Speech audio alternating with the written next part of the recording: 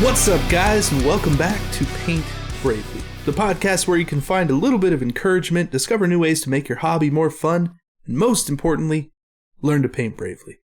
As always, we've got some pretty fun hobby stuff to talk about. We got a fun topic today, something I think a lot of people overlook. We'll get into that in a little bit. But first, Brent, what have you been doing in the last couple weeks? Painting anything? Building anything? What's going on? All of the above, Casey. All the above. Good. That's what I like to hear. All right. I'm going to start teasing something now. We're going to see if it actually happens. It's always a 50-50. Maybe the odds aren't necessarily even that good, but I'm going to start teasing something that's probably going to happen. I have been challenged to a game of one-page rules. And one-page rules actually has a lot of games, but I've been challenged to a game of Grimdark Future from one-page rules. Yeah. And so I have been selecting my army. I've been printing an army. I've been painting an army, or at least coming up with a paint scheme so far. And I don't even know how much to tease here, but let's just say my mysterious challenger will be playing Demons of Chaos. Is that enough for people? Write in the comments. Go to youtube.com/paintbravely the podcast. Yeah. Guess who your secret challenger is. My mysterious challenger is. Demons of Chaos. Demons of Chaos. It's not Casey. No, it's not me. I don't think I'd pick that army. I don't even know what army I'd pick. Well, let me tell you what army I picked, Casey. Yeah, that's what I want to know. The Saurian Star Host, which is Saurians in space, so lizard people in space. And lizard folk. Yeah, so we've got this big crocodile guy, kind of. And we have these little geckos, and those are pretty cool. And we've got these other lizards that are riding dinosaurs, and they all have space armor on, and they got guns and like weird Aztec maces in addition to their space guns. It's real good stuff. It's real good stuff. Maybe I'm not describing it well, but it's real good. Real good. So, One Page Rules is one of the STL companies, basically, that also puts out these rule sets. And I'm excited. It seems to be a good combination. I did print out the 1 page of rules. Turns out there's more than 1 page if you want to do that, but I do want to show you here. A 3-ring binder. If you heard that click. Yeah, unsnap that binder. Is that the 1 page of rules? Yeah, if you're listening at home, the flapping of a single double-sided piece of paper here is the 1 page of rules. So it is technically 1 page. Yeah. For the rules. Yeah, so this is like the condensed rules fit on, well, 2 sides of 1 piece of paper. And that's then still 1 page. I think that's there's a longer rule book. 1 piece of paper. Mm-hmm. Yeah, there's 16 pages that have a lot of pictures in it. That's kind of like the more reasonably sized rule book. And then, I should probably subscribe to their Patreon and get the extended edition. But it is a reasonably sized rule book. Yeah. I mean, 16 pages on its own is like, that's doable. That's nice. It is. And the first one is just a big picture that says Grimdark Future on it. Anyway, this is one of the things that's coming up for me. So I have been having a lot of fun painting bravely and finding some nice lizard colors. I think what I'm going to do is I'm going to have some bright colors on the scales. Anything between green, blue, purple, that side of the spectrum for lizard scales. I think I'm going to do white armor, or like off-white armor. Okay. That'd be a nice balance. Like kind of the bone armor, but, with bright colors mixed in. So less dark Eldar, more space lizard. Yeah, get a lot of colors in there, but then use the armor to unify everything. And also having it be a neutral color kind of makes it sane enough. Like I want tons of different colors on the scales. I love that stuff. but you just chill it out a little bit with some nice beige all over everything too. Like just tone it down to dial it down to a 9.5. Real good. It also feels like if you zenithly highlight everything before you paint it and you get the nice bright colors on, your white armor is like 3/4 of the way already there. Like covering that up with something else isn't going to be as difficult as, say, any other color, really. I hate to do this to you, Casey, but I'm thinking of putting the colors on first and then painting on the off-white. It remains to be answered. I'm still in the discovery phase here. Okay. Yeah, that's one of those things that's one of those like decisions that you have to like come to doing testing and all that stuff, because that is the question. Do you paint the skin or do you paint the armor? Do you airbrush? Do you brush? Like, I mean, if you're going for something pretty light, man, it's putting some work ahead of you to get that done with like a paintbrush. This is a real question here. So a bit later in this episode, if we have time, we'll do a main topic. We'll do a main topic of this episode. We're going to talk about painting mistakes. And one of the painting mistakes I want to talk about is if you have the wrong underpainting color for what you're trying to do. Yeah. And a great example is anytime you're trying to paint white or something very close to white.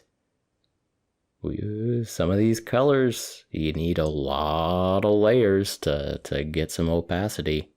Yeah. And if you just have some bright blue and bright green skink colors, gecko colors underneath that, it's a little bit harder to get that white on. So yeah, a little bit. Yeah. So that'll be interesting. You'll have to keep us updated on that, how that army is coming out too, because I definitely want to see that. I mean, I assume you're doing pictures. You probably throw some stuff up on Twitter and Instagram. Just like painting some space lizard. As it gets going, yeah. But there's just a lot of little cool features on these models that I'm excited about. Like these the littlest lizards, the geckos, they have the space shield that looks, honestly, it kind of reminds me of the shields in actually Warhammer Fantasy, the Lizardmen faction. There's a little bit of a similarity here. Yeah.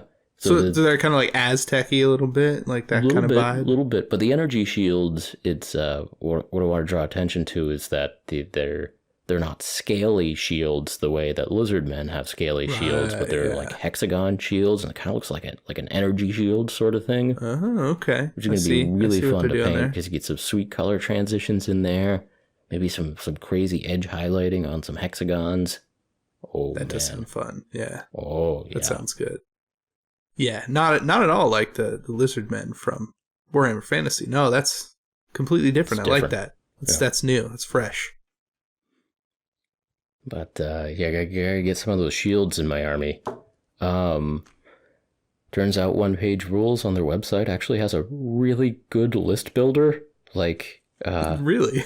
I know there's been a little bit of news about what's it called? What's the army builder that had some news lately? Oh, Battlescribe. I did follow that today. That broke. Battlescribe was taken off the iOS store. Mm-hmm. Dude got on and tweeted, I don't know, an hour later that he forgot to update his credit card information and it expired. So they took it off the store. So he updated. It's back on. It's no big deal.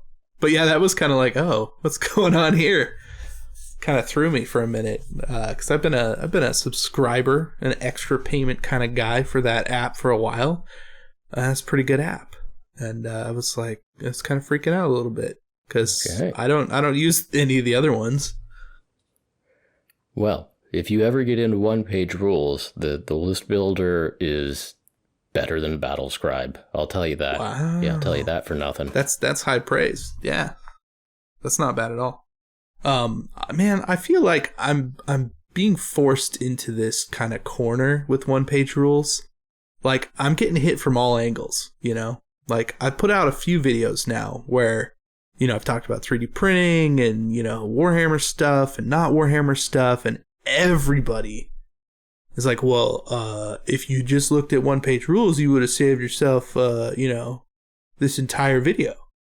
You wouldn't have had to make it, Were you talking about your future rat men? Well, future rat, space rats in the future. I definitely knew about them, but that was one of them.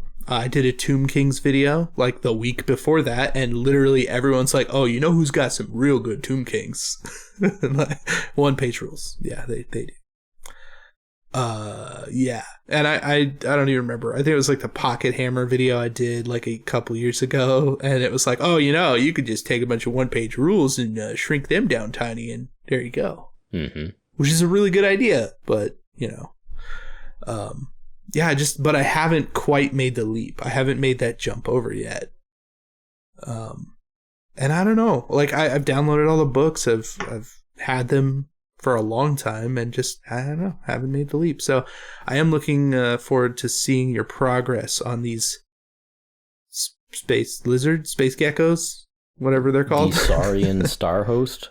Star Host, isn't that? That's SSH. Saurian Star Host is the official abbreviation. The gamer speak.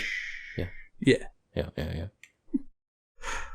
Okay, yeah. Well, I'm looking forward to that because I think at some point I am gonna make that leap, and I don't know. I've been thinking about making another Pocket Hammer video, and that might be probably the best option. Anyways, it's just to get some of that stuff and make that. Because that sounds fun, and I've been meaning to get my 3D printing back on track. I haven't used my 3D printers in a good 6-8 months. And they're sitting, they should work. They should be working. I replaced, FEPs before that, and there's still resin in the vats, but, that's fine. I'll just use my finger and kind of jumble it up a little, see how that goes. It's worth a try. You might as well.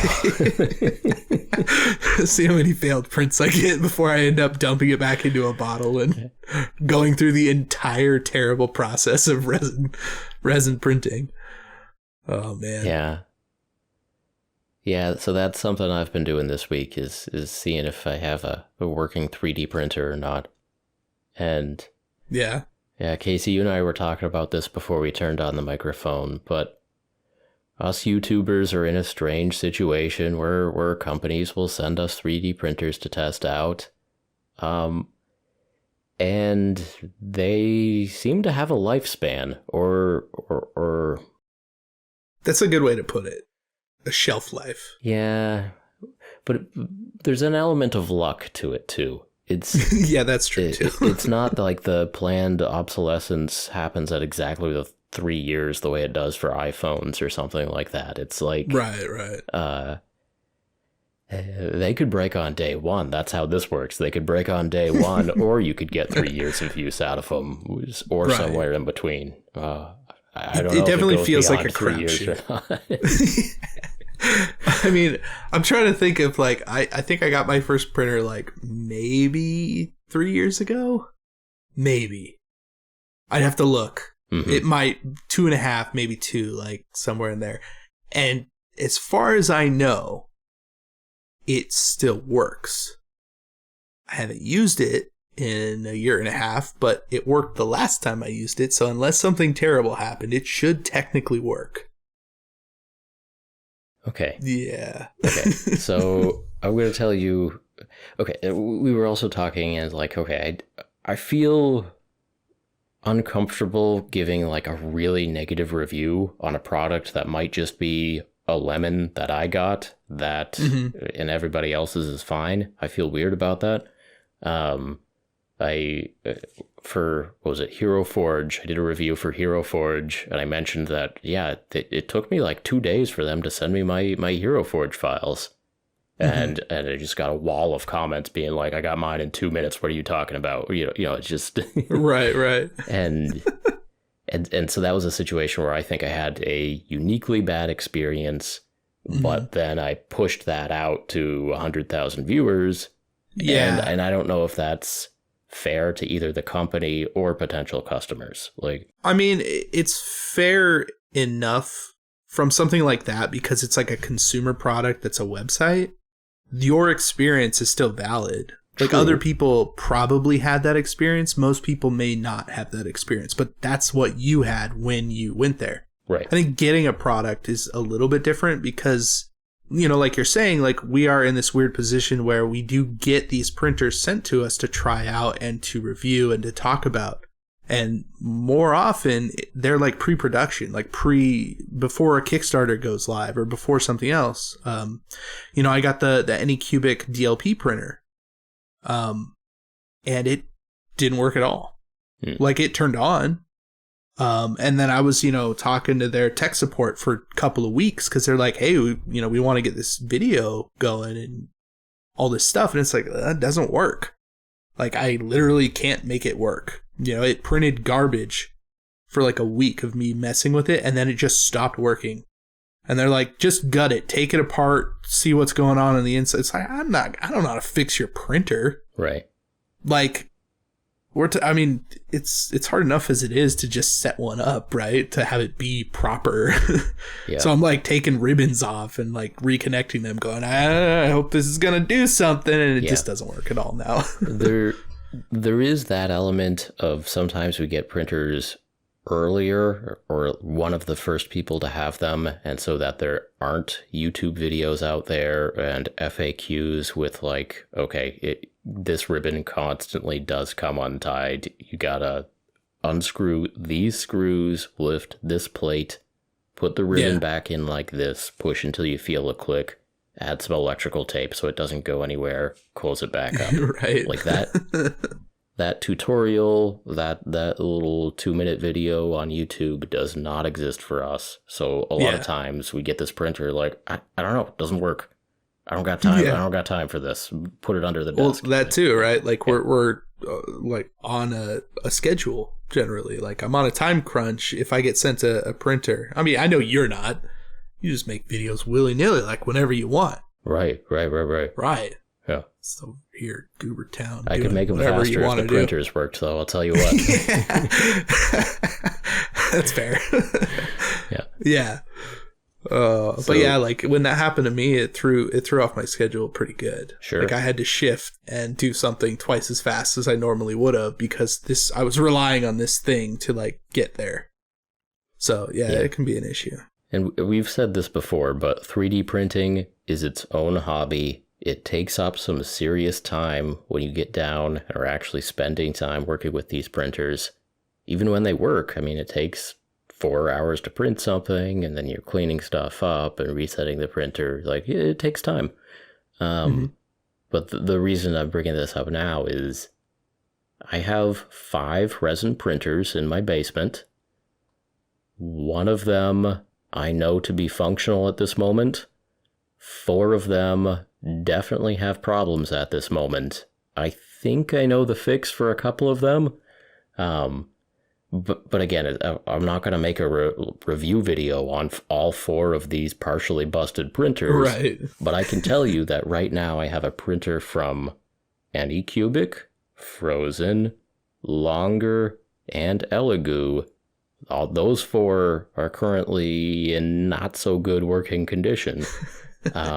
Luckily, I had one more printer from it happens to be a Creality printer that is working at this point in time. Is that the newest one you got? I don't think it is, actually. Okay. No, okay.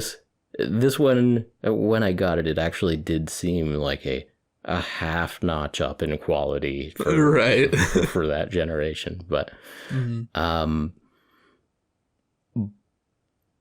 I would like to see, kind of as the industry of 3D printing, resin 3D printing kind of matures, I would like to see more and more videos and reviews talking about the disposable tech nature of 3D printing. I'd like to see more videos of people figuring out how to fix some of these things that are not working.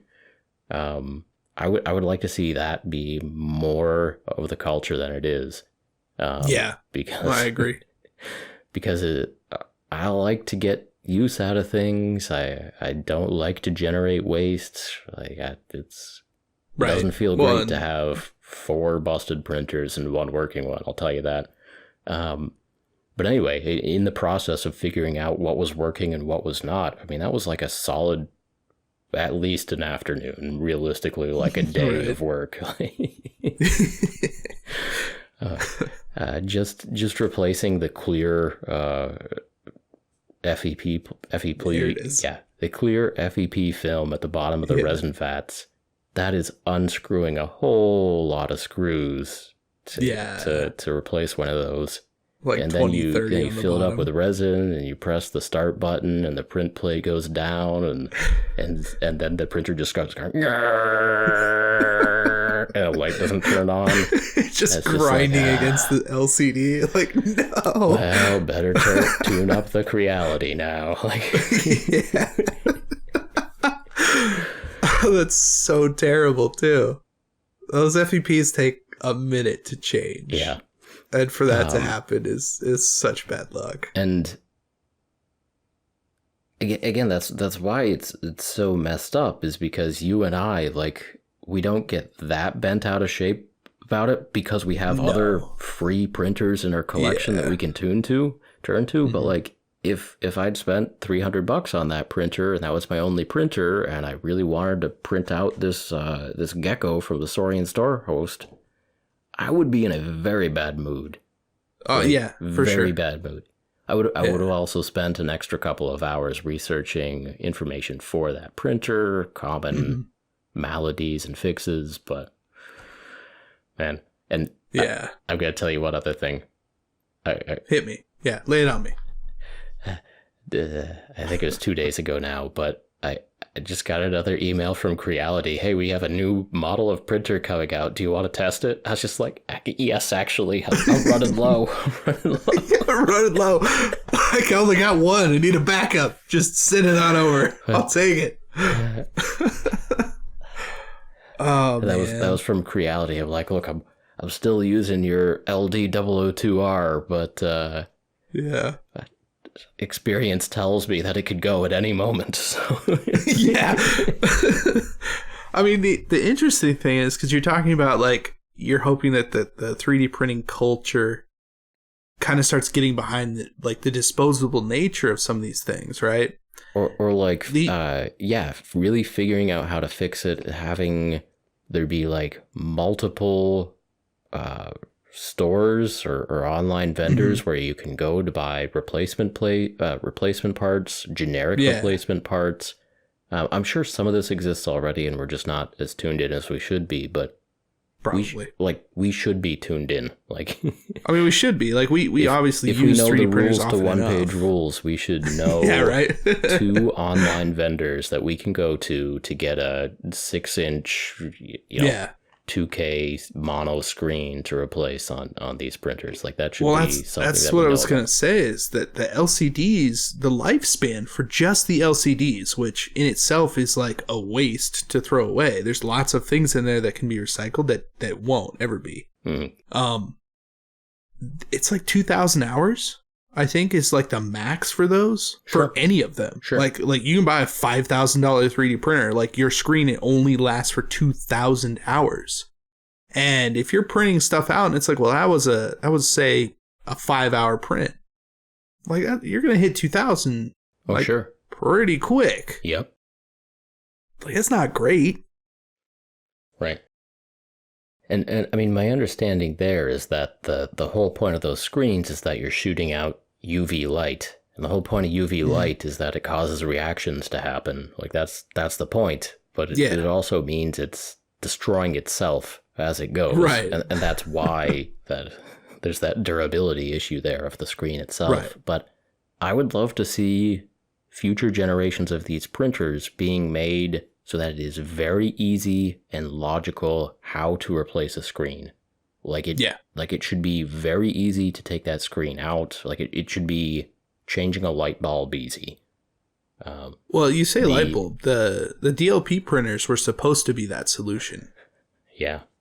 Because it is a light bulb and it is easy to change. And the lifespan for that DLP printer, that obviously mine didn't work at all, but the lifespan, they told me, was 50,000 hours. It's a big difference. Yeah, I'd be curious to see what the failure points were on there, but yeah, it would be awesome if they figured out a way around some of these common failures. Yeah. 2 of my failures seem to be related to the screen. 2 of my failures seem to be related to the linear actuator, the up and down travel. But anyway, 3D printing is a whole thing. It is no joke. But I will say this for it. One of the things that folks don't talk about enough is that all the time you spend messing around with a printer, you spend a lot less time assembling miniatures. That is true. So one thing I want to hold up is a dinosaur riding a dinosaur. This is kind of a raptor being ridden by a saurian veteran warrior, and they both got armor on, and they got claws and weapons and everything. One piece, printed out as one piece, pull the supports off, clean it up, there you go. If this were a plastic kit, 15 pieces, easy. At least. Easy. Yeah. Yeah. And not how you would think they are. Like half the tail and like 1 foot, and part of the snout of the bottom dinosaur would be like one piece. Like somehow you slip that on the side. You have to glue that like last, you know?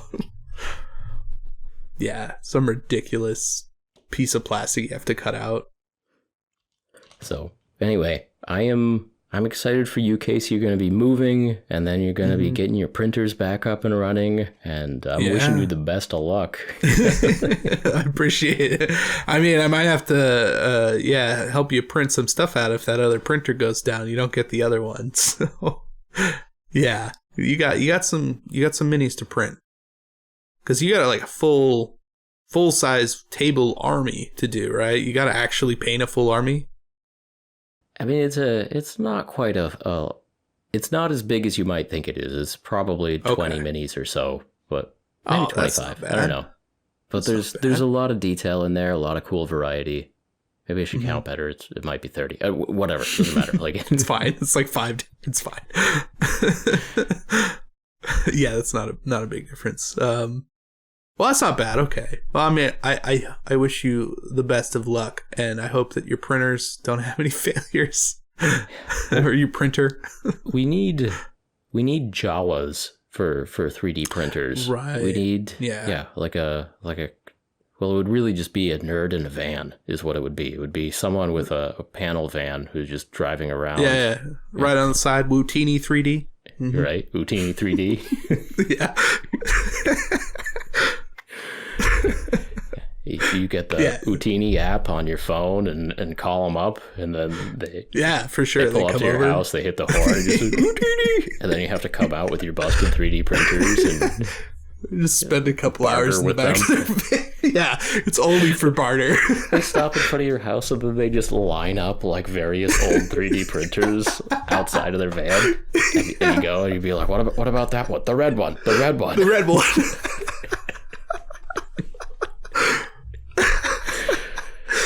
Yes. Oh, it's got a busted actuator. What are you trying to pull? Yeah, this FEP needs to be clean. Get on it. Oh, yeah. I mean, that's a valid business for anyone that wants to take that idea and drive to my house and fix all of my 3D printers. I mean, I'd be down for just figuring out how to cannibalize a couple to get the others running. That would be a start. Yeah, well, so that DLP that broke on me, I did take out everything that I could and like replaced some of the other stuff on my other printers that it's the same size of. So like I had extra FEPs, cool, those can go on my Photon now. The actual vat that came with it was a metal one instead of a plastic one, so I upgraded that on my other printer. The hood that's over it, the big like, square box that you drop on top, like my other Anycubic one is looking like crap because I've just made a mess of it and like tried to clean it, and so there's like cured resin on the sides and stuff. So I just tossed that shit and put the new one on that. It fits perfectly. So I did what I could.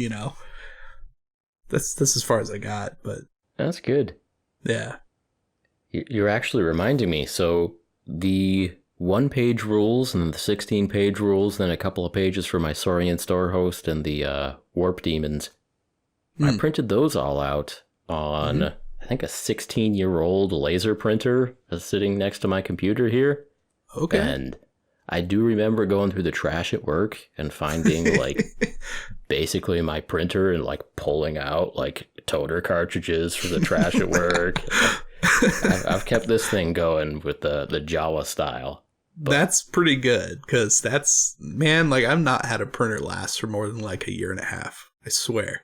I've gone through so many printers. Look, you go to the thrift store, you're looking for an HP 1020. An HP 1020, that's what you want. That's the good stuff right there. I think my parents still have one of those. Like, I'm pretty sure that's the same thing they still use. I know that printer well. It has a manual option for doing double-sided, so you so you have to like go and feed the paper back in after the first run. And if you get it lined up right, you get double-sided printing, you put it into nice little plastic 3-ring binder pages here. And you know what, Casey? You know what? Oh, God. You didn't do that, did you? Yeah, I did. To make that? Okay. You seriously? You manually fed to double-side those? It lets you do a stack at a time. You don't have to do it 1 page at a time. I mean, okay. That's good. Because that's what I was just thinking. Here's Brent standing there next to a printer, like, all right, page 1. Like, grab it. Okay. Put it in just right. And then hit the button. It goes back through. Like, you did that 16 times. Once. Right, which is good. I'm glad. Yeah. And this is Goobertown Cat's lore, but Snuffles loves the printer. Like, if the computer restarts or something and the printer goes grr, Snuffles will just run across the room and be standing next to the printer waiting for it to do something. So she was just she was inconsolable for a little while there with 16 sides of paper cut out. I love how the Goobertown Cats channel has so much about it that you can consider it lore. That's pretty deep. That's pretty stupid. I mean, I wasn't gonna say it, but one more thing about this binder. It's like, why does Brent have this fancy binder? Look, this used to have a lot of pages from Warhammer 40k 8th edition in there, which is now completely worthless. So I threw out like 50 pages of Warhammer 40k 8th edition. Made a lot of room for 1-page rules. I tell you what, I get all the army sheets in here if I wanted to. I think that's probably what I would want to do, is take whatever the current set is and just get it all printed out, have everything, print out a bunch of models, and just be like, oh, here you go, you know. So you could set it up and nobody has to bring any books. It's just all right there. Mm-hmm. All right, what's going on with you, Casey? Well, we're talking about putting models together, what a pain in the ass that can be. And I have been like elbows deep in Conquest, the last argument of Kings, version 2.0. I don't even know anymore. Conquest minis. Brent and I played Conquest at Adepticon. We didn't play it, but we found out a lot about it at Gamma last year. And it's something that I've been wanting to get into. Like, we tried to get into. We both of us bought a starter set from this terrible eBay seller called Trains with a Z, and both of us got refunded that order. And I kind of been sitting on that for a while, and I finally went for it. I bought the Old Dominion starter box, and I've been building those models. And let me tell you, like, it's nice quality plastic, but it's taken me forever. I mean, granted, there's like 42 models in the box, but man, I seriously have spent 2 or 3 days trying to put them together, and I'm just having the hardest time, and I don't know why. They're not like more difficult than anything else, like Games Workshop kits, but for some reason, these are a pain. And Brent's pulling out his Conquest box. Have you had the same issue I've also been putting together Conquest, the old Dominion models this week, Casey. Yeah. And I have also been spending many, many hours on them. Okay, it's not just me. No, it's not just you. Not just you.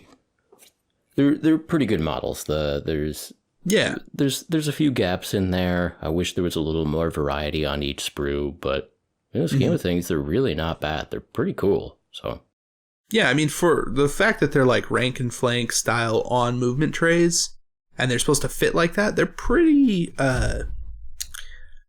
like they're not super statically posed, right? They're pretty dynamic. And they all, while they look the same, they feel cohesive rather than like samey, right? At least from the old Dominion stuff I've been putting together. Like there's little bits and bobs you can put on to kind of differentiate each one. There's, different arms. Like there's tons of extra bits in the starter box that I have. Tons of extra heads, tons of extra arm options.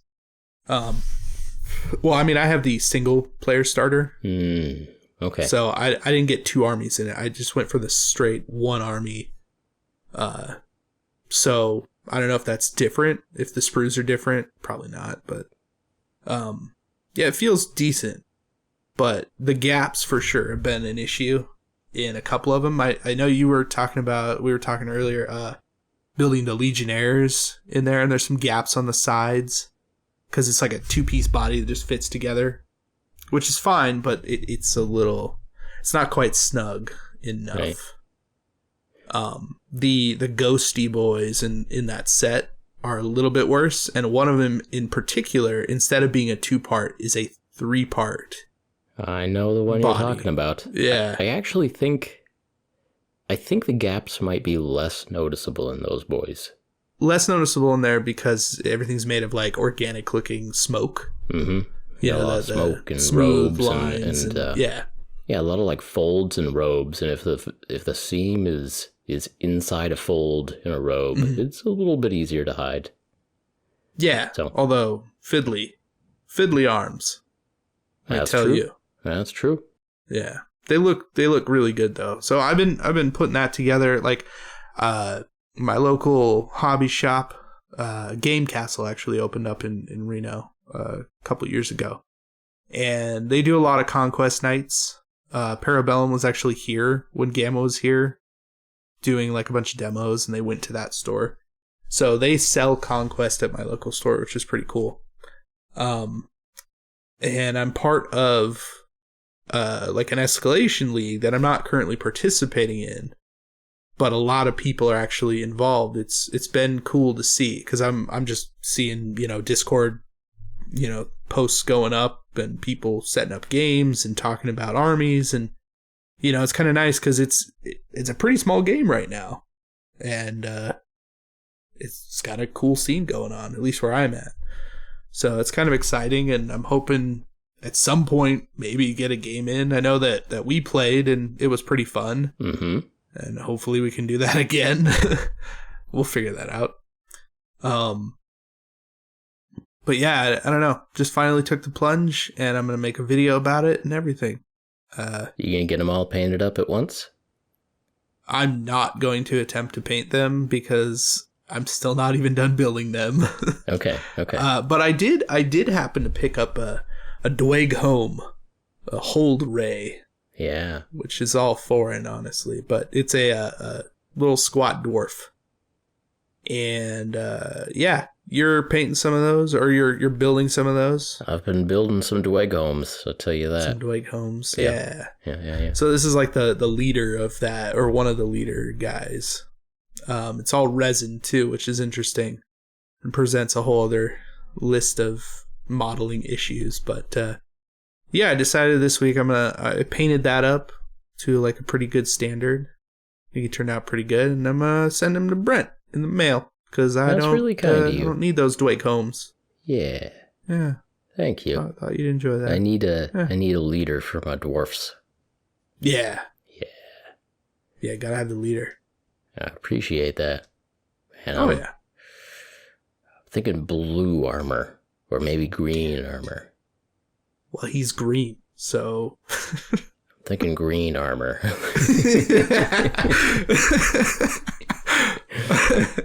Yeah. You made that choice easy, Casey. Thank you. Oh, good. Hopefully that helps, and it's not like, well, I wouldn't pick that green. Well, we'll see what kind of green we're talking about here. Yeah. This guy's he's different, right? So it's fine. He is. He's supposed to stand out. He's like, look, y'all are wearing this like royal jade green. I'm not. That's him. That's what's happening. Yeah. It's more of that like pale green, but then I took some like green ink and put it all over it, so it's got that kind of like translucent green. It's nice. Yeah, I'm pretty excited about that. Well, thanks, man. That's fun. Yeah. Look, Conquest is interesting. There are definitely some people getting into it, and like I said last time at Adepticon, I was noticing some trends. One, everybody's starting to use SEOcast. All the small companies are using SEOcast now. That's cool. Two, everybody's talking about one-page rules. One-page rules wasn't even at Gen Con. I said Adepticon, I meant Gen Con. Three, right. Conquest. Everybody's talking about Conquest. Look, Conquest had a really good coupon at Gen Con, so maybe that was why, but like, people are talking about Conquest. That helps, though, yeah. So, no, that's awesome that you finally bought on in. You got your old Dominions and building those up. Nice. Yeah, hopefully it doesn't take me another 5 days to build the last 12 guys. Yeah, I've talked about it before. I don't like building models. I really don't. Like, I don't know what it is. It's time consuming. Like, it's the thing that I don't want to be doing in the process of miniature painting, right? Like, I want to be priming. I want to be painting, right? Like, I've got all these ideas swimming around, and I get to this point with building, I'm just like, I need to do something. Like, luckily, this week, I had that Dweghome guy to kind of, like, fall back on. Because, like, I'd build a little bit, because I'm like, I want to at least have these models finished for the video I'm making so I can show them, right? That's really all it's for. Yeah. This effort. But I had him to go back to a paint for a little while, film that, and then I go back to building and, like, watching something. And I go back to painting. And so that kind of broke it up a little bit, but, man. I don't know, cleaning models, gluing them together, like, just kill me. I can't. I love it. I love it. I know. Love scraping mold lines and putting models together. But we agree, it is a massive time sink. Like, yeah, it really is. After you spend a couple of days of like all your hobby time going to gluing together 12 dwarfs, you're like, oh, well, yeah. I better paint these. Well, and that Tamiya thin, man, like, I like it, but I swear it gives me a headache. I don't know. It might be that or just the sheer just sitting there for hours scraping and staring, and I don't know what it is. Too much focus, maybe. But, yeah. I mean, I used to just not even care about mold lines because I just didn't want to bother. I just wanted to get to the next step, right? And now I can't do that. Because every time I've ever had a mold line on a model, somebody says something. So I can't. Yeah, there's that. Yeah. Can't have mold lines. All right. So, Casey, let's switch to our topic of the day. Let's actually do it. Let's do our topic of the day. Sounds Common good. Painting mistakes. And how to avoid them. Yeah. One of the ones I wrote down was mold lines. I know. Yes. That's why I segued us into this main topic with a mold lines discussion. Oh, you were planning this? Okay, nice. I mean, I thought it was smooth. Real nice. Okay. All I want to say here is after you prime your Mini and you notice a mold line, it's not too late. Do it. Do what you got to do. Scrape off the primer that's over that mold line and get it done. You'll be glad you did. Or you will regret it if you don't. Yeah. So I've got 3-step process to not have a Mini that's all painted and then that still has mold lines and it makes you upset. 3-step process. 3 steps. 1, scrape the mold lines on your bits and then put your model together. 2, the next day, fresh pair of eyes, fresh light, a brand new day, coffee in your hand, look at the model again. Look at the whole model. Scrape mold lines again on the whole model. Yeah. Just give it a second look over. Step 3, prime your Mini. Look at it again. It's not too late. If you primed over a mold line, you'll be able to see it now. Scrape it now. Get it now. Get it now. You can see them better if you prime in black and it's dry. You can see the mold lines a lot better. And if you didn't quite scrape something down, and I mean I've made videos about this too. Like I had a mold line right down a Star Priest face, right? And you know that's too much for me. That at that point when it's like right there, right on the face. So I scraped it back. I used a little bit of Vallejo paint on primer. You literally can't tell. And it was like a 10-minute process. Like, that seems fine. But you are making me hate mold lines and building models even more. Saying that 3 steps is like 3 full days.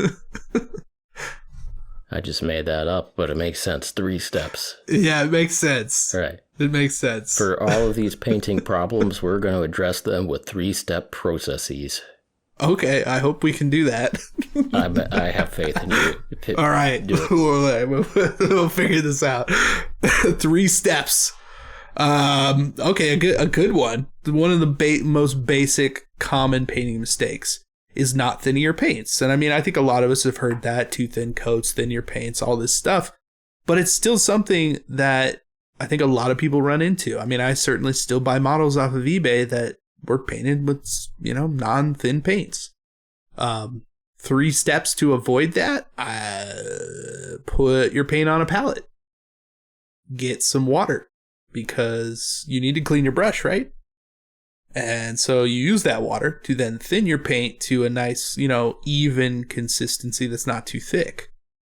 3rd step, put paint on the model. This isn't working. No, this is a terrible idea. I can't do this. Thin your paints. Yeah. Yeah, it's a straightforward, singular thing. Just a little bit of water, thin it out, and make sure it's running nice and smooth off the brush. Yeah. 3, there you go. That's the 3. I mean, some colors do require. Step 2, 1 thin coat. Step 3, 2 thin coats. Yeah, okay, that's perfect. That's so good. All right, we're back on track with the 3 things. I love it. All right. Let's see here. I'm gonna throw out not priming. Don't do it. I like that. Yeah. Cause wait, you mean do it? Prime your models. Yeah, it's better. That's what I thought. Don't do it is a bad prime metal thing. Models, you want to prime them. Plastic models, prime CO cast and 2-part resin handcrafted models. Yeah, and those Nolzur's pre-primed models. Yeah, you should prime those too. Don't buy it. Step 1, strip the Nolzur's models. Yes, Step 2, I would dry. though. Step 3, prime the Nolzur's models. I literally would, because they prime over the mold lines. And like it's already built and it's supposed to be ready to go, but like you're not gonna enjoy that, and you're gonna have to scrape it, which means you have to reprime it. So if you get a Nolzur's model, strip it, remove the mold lines, then prime it. That's legit. Like 1, you 2, need 3, to do that. Boom. Yeah. So that wasn't even a thing. Wasn't even on the list. Freebie. But you should prime your models for real. Step 1. Wait for frameworks to go on sale, which it is. Step 2. Which it is, yeah. I got an ad for that today from a like an online store, and it was like 40% off. Oh yeah. Of a big box of like frameworks, yeah. It was not great. I saw a bargain bin at Gen Con when I was there. I meant to say that last time, but it was only 40%. Only 40% off. Only 40% off. But like 4 months after release, so it's not great. Yeah. It's no. The frameworks line is dead. It was a massive tragic failure, unfortunately. That could have turned into something really nice too. Those kobolds, man. Look, everybody's like, Brent just keeps talking about these kobolds. Why is Brent talking about these kobolds? Well, I mean, technically, you killed that line. 7 kobolds for $50. Well, now they're like 55 or no, what, 35? I don't know. They're 40% off now. It's somewhat reasonable. It's a little better. That's not bad, yeah. Yeah, right. Think about like, that. okay. Maybe that would have been a good call in the first place, yeah. Well, whatever. It's neither the time nor the place. It's not the time nor the place. Okay. But as far as priming goes, you can use a brush-on primer and, make sure it goes on thin enough, to not clog any of the details, but get good coverage.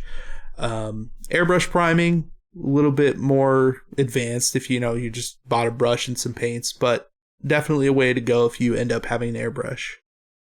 Rattle cans, though, I straight up use like the black flat stuff from Krylon or some such. I don't even know.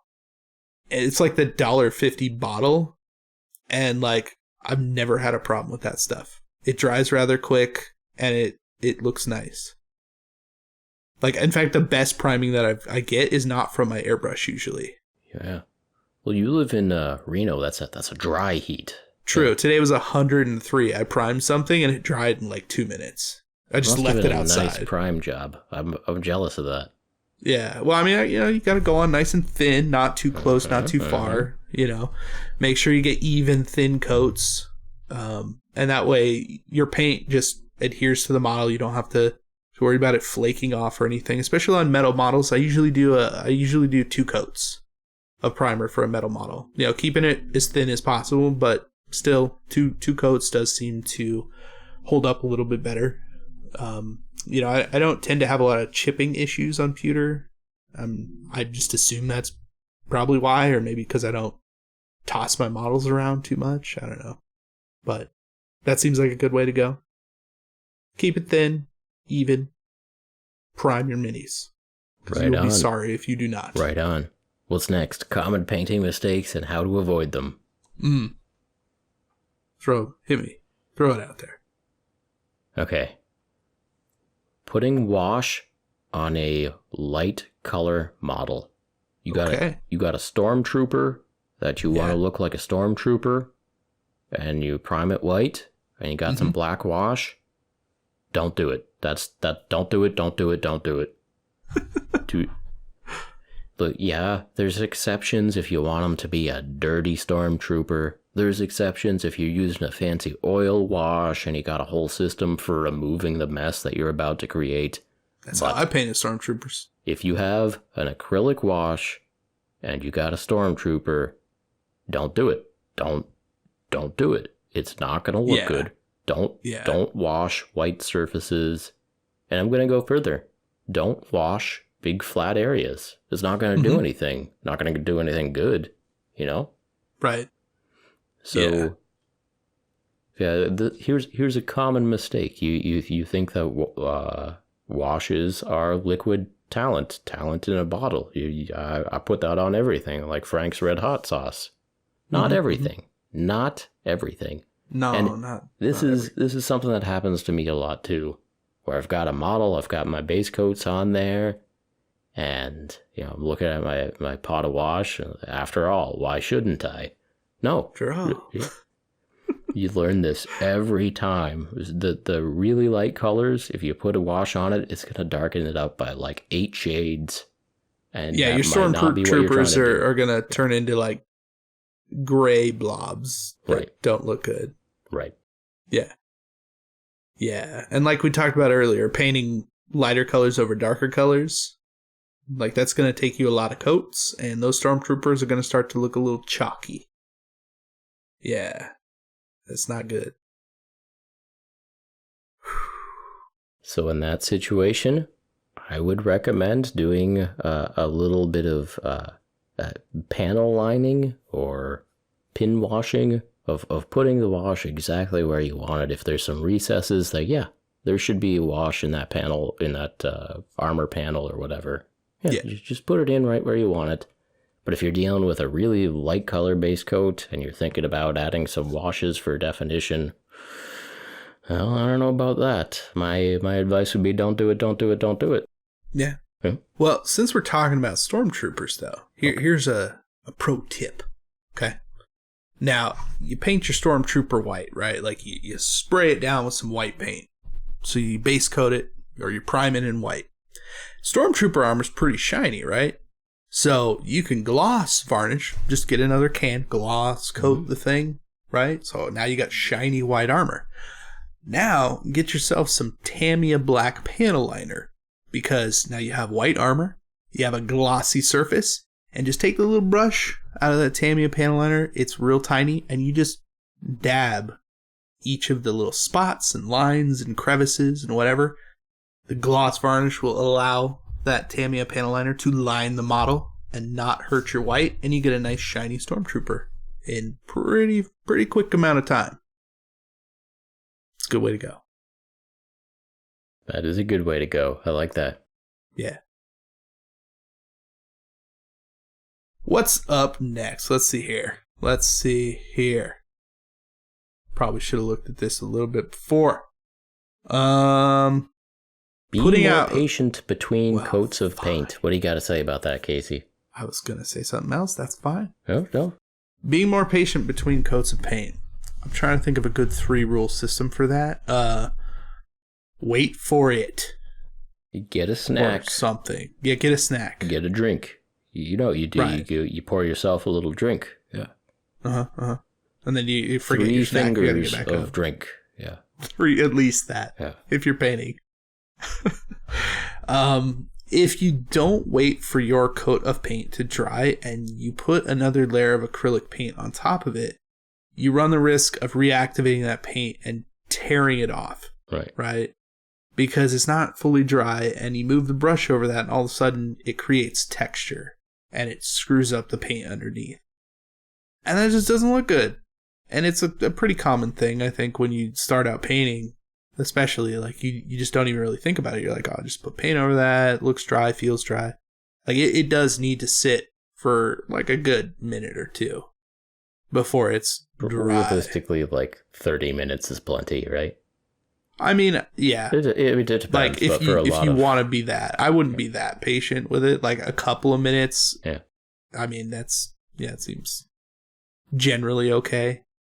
So I've got a corollary to that one, which is after you've like put a couple of brush strokes down, stop. Mm-hmm. It's like, this is a good one, but like I don't know, you're painting something black.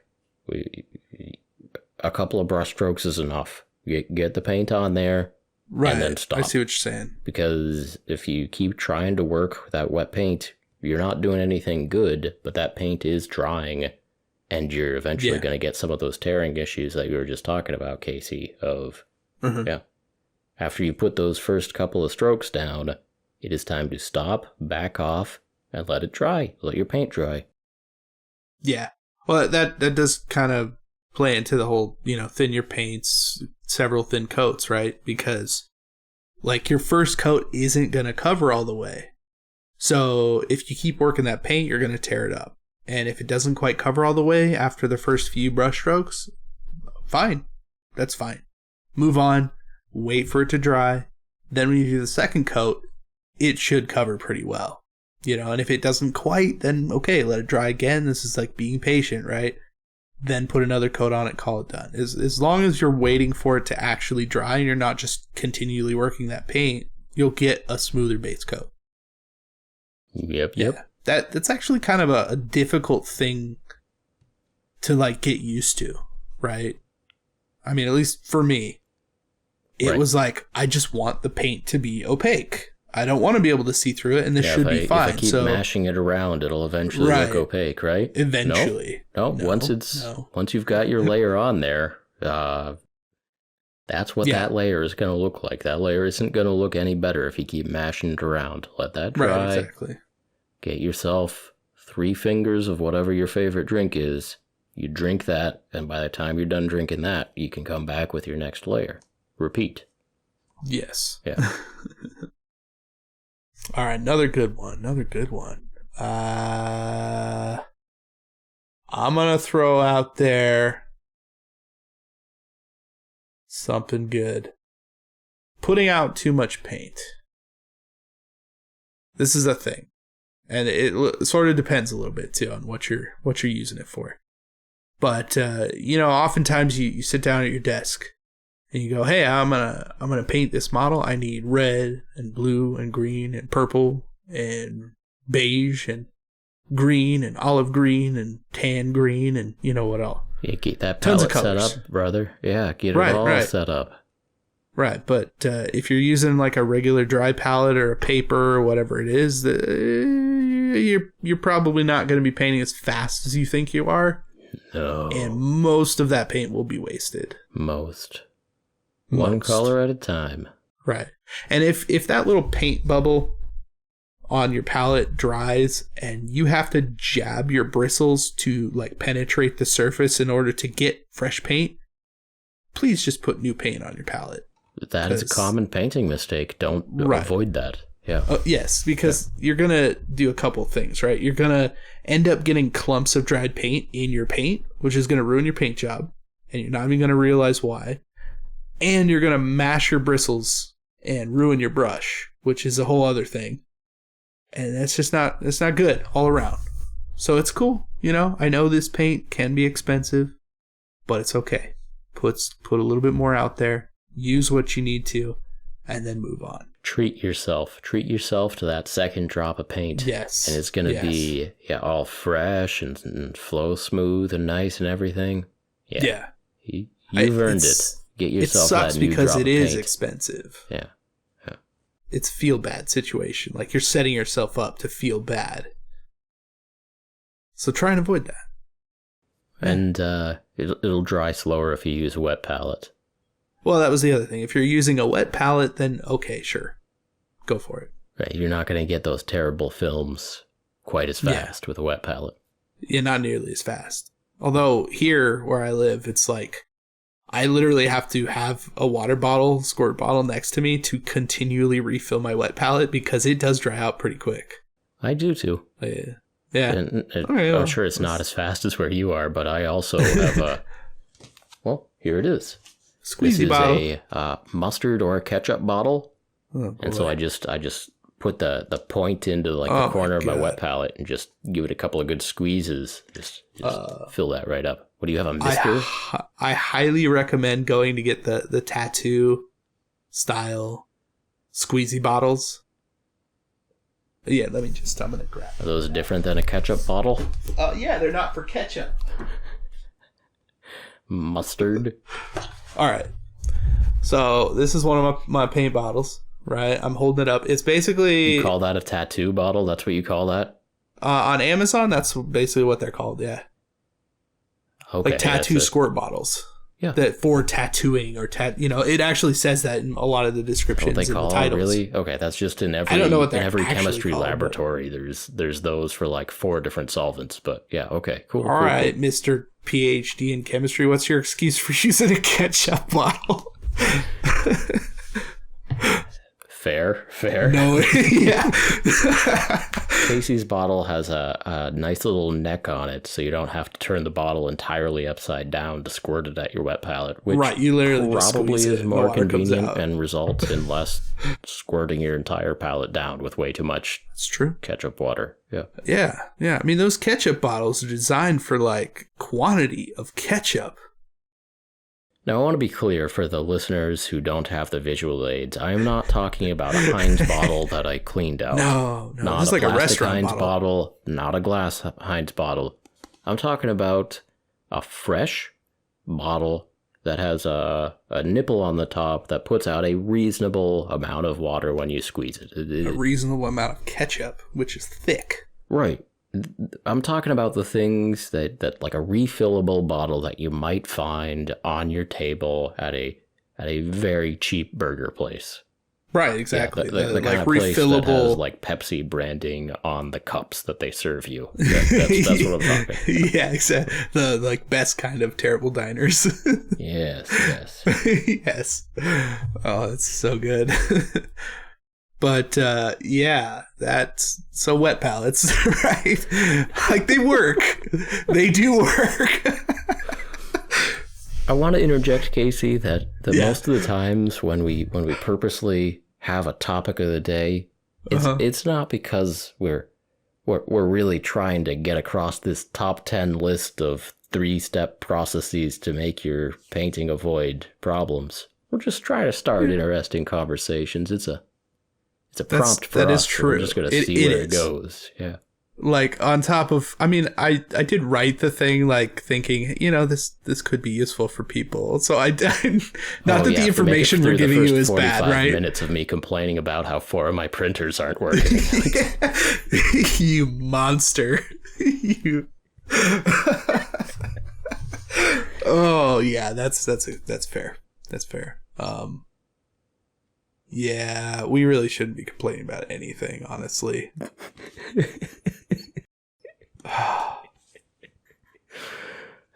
So, okay, next one on the list I wrote down is not using the proper products, right? A lot of people think that craft paints are a perfectly viable option for painting miniatures. And I think there's a couple of reasons why that's not true. While they kind of do work, in order to get better at painting and to get into the hobby more and to improve, those paints aren't going to take you very far because they're just too difficult to actually make work properly to do the techniques that most miniature painters who've been painting for a while tend to use in order to get better and to get better results. So using apple barrel paints, I wouldn't even think about it. Like, unless you're painting terrain or something that's kind of throwaway, doesn't matter, foam or whatever, don't put that on your model.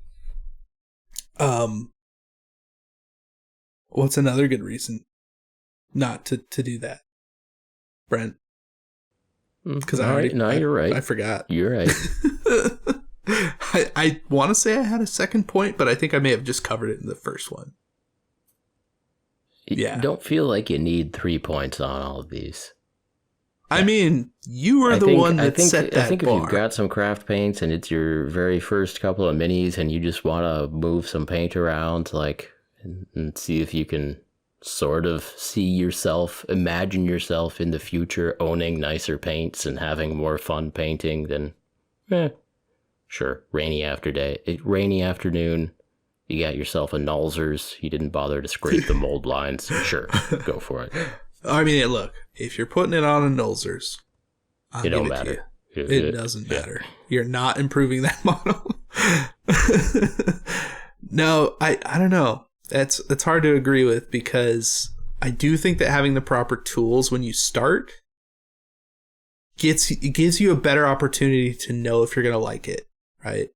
It's like if you want to learn how to play guitar and you pick up like the Walmart first act starter guitar, I can almost guarantee you that you will not end up learning to play guitar. And it will be purely because of the way that the guitar actually is. It's not a good instrument. It will not be comfortable. It won't work how it should. And you won't know why. Like, if you're going to learn how to play guitar, go spend a few $100s on like an actual starter guitar that's proper, that won't hurt you, and, in the long run. So that's my analogy for that. Sure. No, if you have the money to buy a sweet guitar, yeah, no, absolutely. Yeah. I mean, no, I got you. I hear you. Yeah. The apple barrel of guitars. Yeah, I hear you. Right, there are those, and then there's like the slate, like you can buy Army Painter paints, the Craft Smart guitar, yeah. Yeah, exactly. Like, even starting at something like in the medium range of like Army Painter, I think would be better. Sure. Like speed paints, right? Like that'll get you further faster than Apple Barrel. Absolutely. For like $1.50 more per bottle. Yeah. That seems fine. So we have something written here about painting bravely. I mean... Is that something you should or should not do? Like, that's kind of the point of the podcast, I feel like. Probably should. At some point, this is episode 65, at some point we're just going to be like, you know what, we were fools. We should have just... You should try it all. Yeah, Follow the tutorial. It's there for a reason. Yeah. Yeah, that's why I made it, so you'd follow it. Yeah, obviously, the namesake of this podcast, Paint Bravely, like, we both started the podcast talking about that and how important it is to have that attitude and mindset before going into Paint a Mini. Like, you need to try things, you need to experiment with things, you need to be comfortable with not doing it properly and then pushing through that and continuing. So being brave with your painting and just going for it, because you're going to learn something and it's going to improve and it's going to be better every single time that you sit down and paint a new model. So I think that is a hugely important part of the process and something that people don't really think about, you know, when they get started in miniature painting. Like, the emotional side of painting is relevant, right? Like, you do need to be thinking about it and actively in the process in order to improve. So yeah, Paint Bravely, the podcast. Well, on that note. See, now I gotta scroll down and find it. Thank you again for joining us in another episode of Paint Bravely. If you enjoyed this podcast, please help us out by leaving a review on iTunes. I said that right. Subscribing to the YouTube channel and sharing this message with your hobby friends. And as always, we appreciate each and every one of you for listening, and we will talk to you next time. Talk to you next time.